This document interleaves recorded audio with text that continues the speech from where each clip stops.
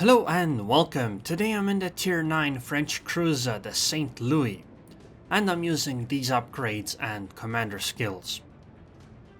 At the start of this match, I started heading towards the A cap because we only have one destroyer, the Gearing, and she spawned near the A side.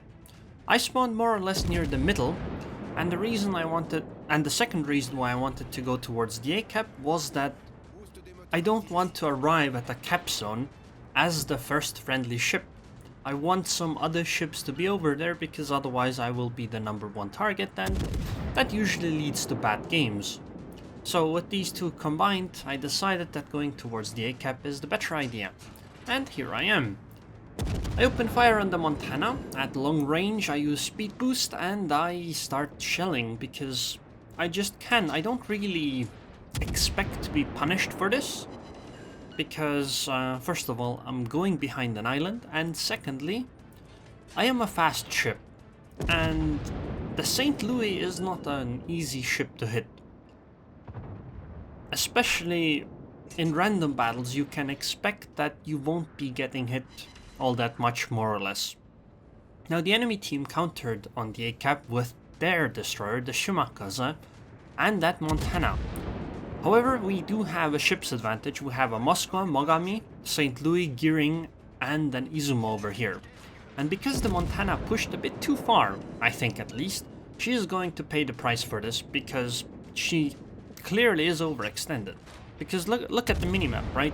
There isn't really anywhere the Montana can go from there. Like, she can't exactly turn around and start running. I mean, she can try doing that, but I don't think she will actually get away. Now, she might,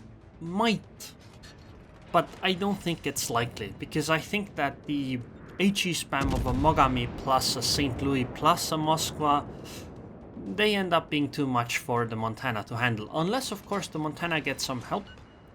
But as you can see on the minimap, there is absolutely no help anywhere. Like, the only thing that could have saved this Montana was if the Shimakaze had smoked her instead. So, because, you know, the Montana is basically being cornered here, she might just do something to try to take one of our ships with her. So that's why I want to stay behind this island, just like my friend the Mogami. I don't know why that guy is pinging us, because right now we're trying to stay safe and to try to take out this Montana. Although I guess the Moskva tanking the Montana for some reason was pretty dumb, to be honest. Oh well, it is what it is. Our Moskva went down, but so did the Montana. And I got a nice arsonist from this. I mean, it's 5 minutes into the game and I already have 66k damage. Thank you very much for this delicious meal, Miss Montana. Also, we know where the Shimakaze is as well, because they just capped the A cap. And since they only have one destroyer, that is where the Shimakaze is. But because we know that oh, there she is. We know that there isn't anything to support that Shimakaze, which means that we can go and take her out. And that should give us an advantage, as long as our Gearing doesn't get killed. But I don't really find that likely, because that's a Des Moines firing from like 60 to 18 kilometers. And I managed to finish off the Shimakaze. Now, I do expect torpedoes to be coming, but I have Hydro up right now, so I will know with plenty of time in advance. I don't know what I was trying to say there. And there are the torpedoes, but this will be easy to dodge. And I guess we will go cap A now. Hopefully the Gearing comes along, and I suppose the Mogami wants to come along too, but she might be a bit too far. So the plan now is to try to cap the A cap. Maybe we can see where the Des Moines is, maybe fight the Des Moines a little bit, and then try to contest the Neptune inside the B cap. Or at least put pressure on her, and maybe even... oh, there's the Des Moines. 13 kilometers. But she's not showing broadside yet, so I'll be firing HE until she fires or shows broadside. Okay, she is turning. Words are hard. And... oh, she's turning the other way now. Okay. She is showing broadside, so AP is gonna be fairly effective. Although I had switched back to HE because I thought the Des Moines was turning the other way. Oh well, at this point, next shot is gonna be HE again, because the Des Moines is low enough health that just a few hits will finish her off. Come on, avoid these, please. I didn't take any damage, but they still decapped me. I guess it doesn't really matter if the Des Moines gets away or doesn't really. I mean, she will be so low health, and she's a cruiser that...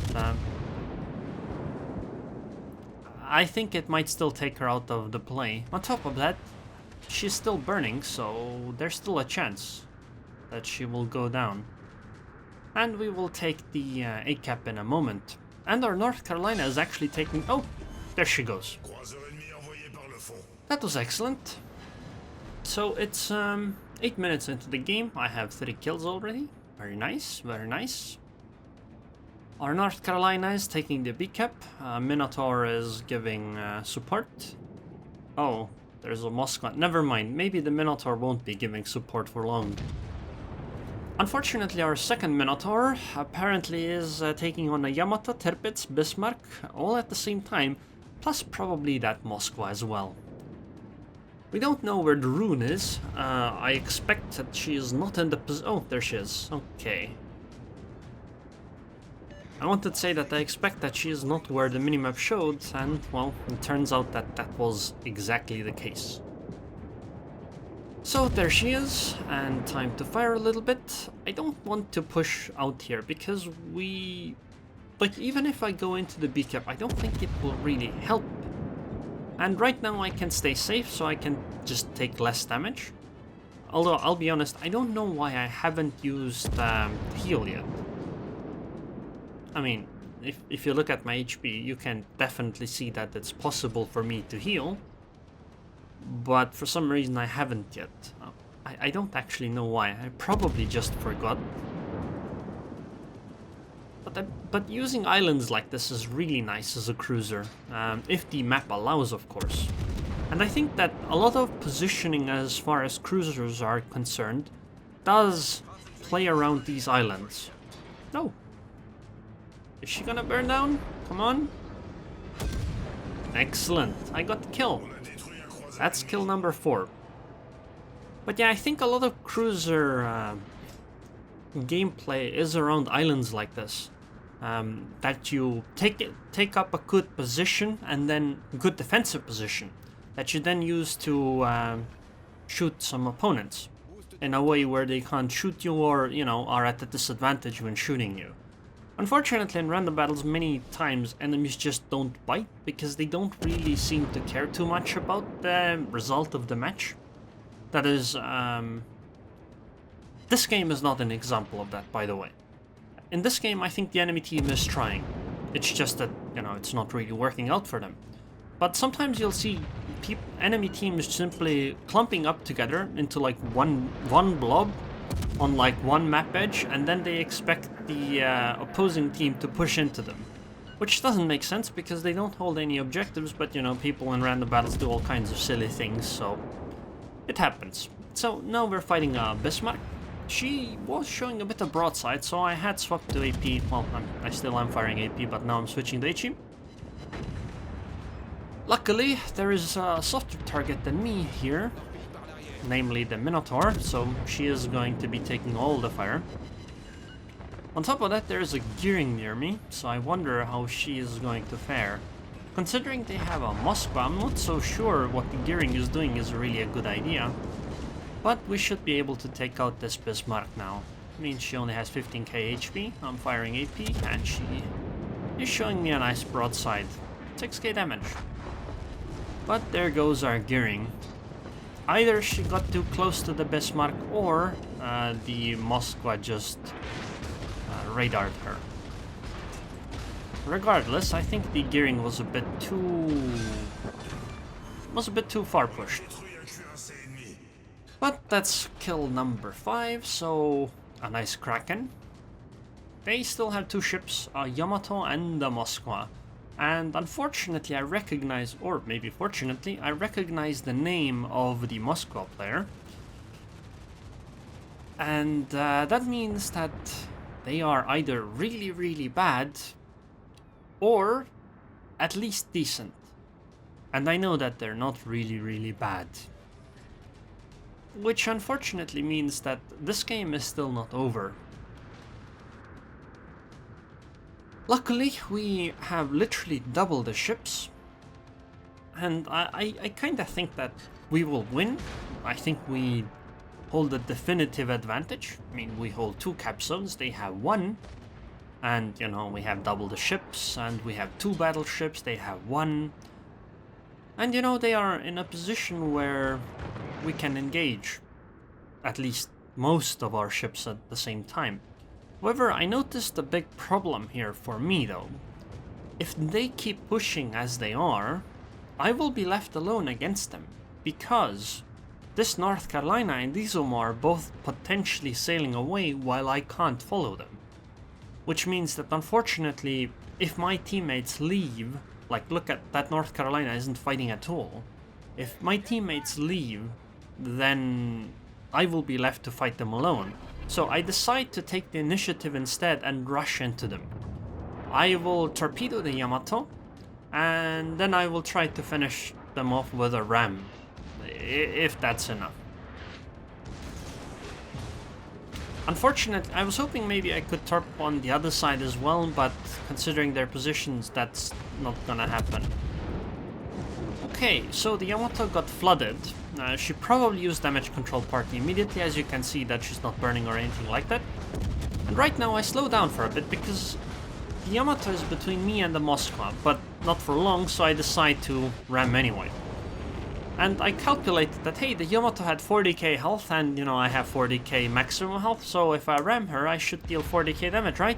Well, yes, but I slowed down, so I screwed that all up. So, unfortunately, this didn't quite work out as I had initially expected. However, on the bright side, she is flooding, because remember, I torped her, and she used damage control party then.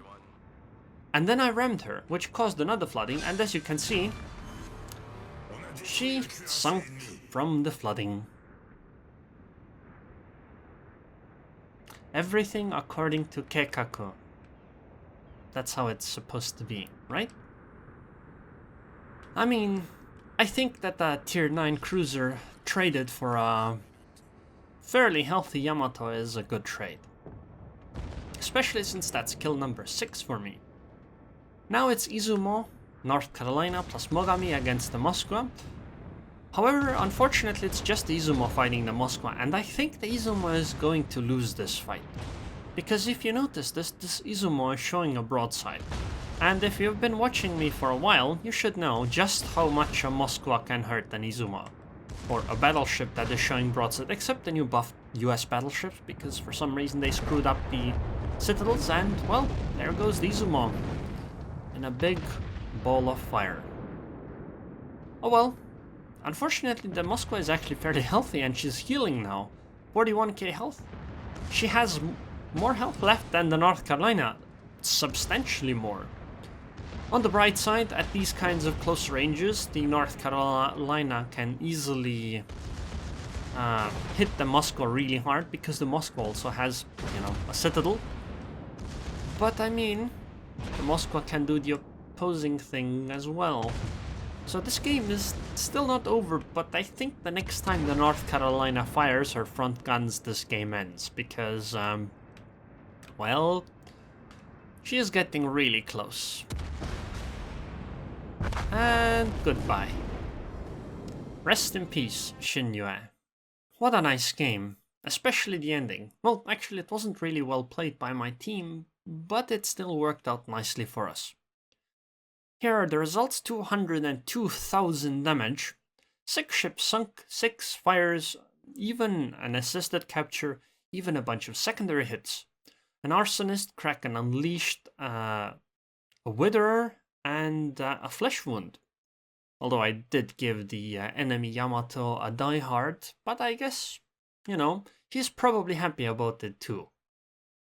Team score wise, as you can see, I'm not even number 1. It's the North Carolina that carried us, you know, the guy at the end. And by the way, this was a stock North Carolina. He did not have the upgraded hull, and yet he still got 2700 base XP in a tier 10 match. That's really impressive. Like, really, really impressive. And number 3 is actually the Mogami as well. So, for some reason, our tier 8s carried us, except the Bismarck. You know, you would expect the other tier 8s to be performing more like our Bismarck. Oh well, that's really nice for us, isn't it?